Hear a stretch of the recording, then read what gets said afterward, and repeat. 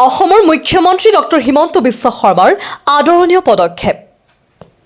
পুনৰ বহিৰাজ্যত মৃত্যু ৰূপহী হাতৰ এজন লোকৰ শ্ৰদ্ধাঞ্জলি আঁচনিৰ জৰিয়তে বহিৰাজ্যত মৃত্যু হোৱা লোকজনক সুকলমে নিজ গৃহলৈ উভতাই আনিলে।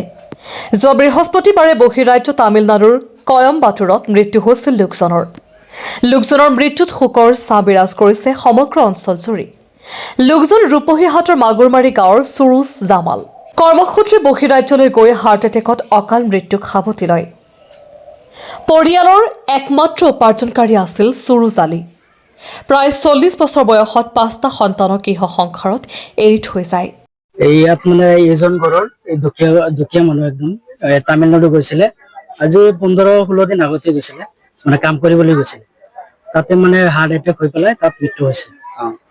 তেখেতৰ নাম কি আছিলে? তেখেতৰ নাম আছিলে সুৰুজ জামাল আৰু দেউতাকৰ নাম আছিলে আব্দুল ৰাজাক মাগুৰমাৰী, ভিলেজ মাগুৰমাৰী। মাগুৰমাৰী গাঁৱৰ আছিলে। মাগুৰমাৰী গাঁৱৰ বহিৰাজ্যত মৃত্যু হৈছে। কৰ্মসূত্ৰে মানে তাত মানে কাম কৰিবলৈ গৈছিলে। কোন জেগা আছিল তামিলনাডুৰ কয়ম্বাটুৰ, তামিলনাডু ডিষ্ট্ৰিক্টৰ কয়ম্বাটুৰ। আকস্মিকভাৱে মানে তাত মানে হাৰ্ট এটেক হৈ পেলাই মেডিকেলত নি পেলাই ভৰ্তি কৰাইছে। তাৰপিছত তাতে মানে ডেথ হৈ গ'ল। কেতিয়া সংঘটিত হৈছে? সংঘটিত হৈছে বৃহস্পতিবাৰে। অধিক আগ্ৰহেৰে এম্বুলেন্সেৰে লৈ আহি আছে।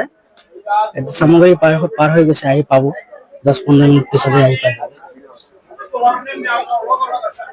কিবা সহায় সহযোগিতা কৰে মানে তেখেতৰ ঘৈণীয়েকো নাই, 2 বছৰ আগত ঢুকাল। 4জনী ছোৱালী আছে, সৰু সৰু ছোৱালী।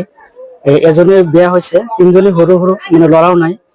যদি কোনোবাই কিবা সহায় কৰিব বিচাৰে তেতিয়াহ'লে আপোনালোকক মানে অনুৰোধ কৰিছো। একমাত্ৰ উপাৰ্জনকাৰী আছে। চৰকাৰে বহিৰাজ্যৰ পৰা অনাৰ ক্ষেত্ৰত কিবা সুবিধা দিছে? হয়, সুবিধা দিছে, চাপোৰ্ট পাইছো আমি। পুলিচো আহিছে, পুলিচো আহি পেলাই ভেৰিফিকেশ্যন কৰিছে। ৰূপহী থানা ওলাই আহিছে, কাউমাৰী থানা ওলাই আহিছে, আহি পেলাই ভেৰিফিকেশ্যন কৰি পেলাই নি পেলাই সিহঁতে দিছে। তাৰপিছত ছাৰ তাতো যোগাযোগ কৰিছে। আমাৰ কাউমাৰীৰ যিজন IC ছাৰ আছে তেখেতেও যোগাযোগ কৰি আছে, এতিয়াও যোগাযোগ কৰি আছে। এতিয়া নাম কি আছিল? এই ঠাইখনৰ নাম মাগুৰমাৰী আছে। হয়, গাঁও মাগুৰমাৰী।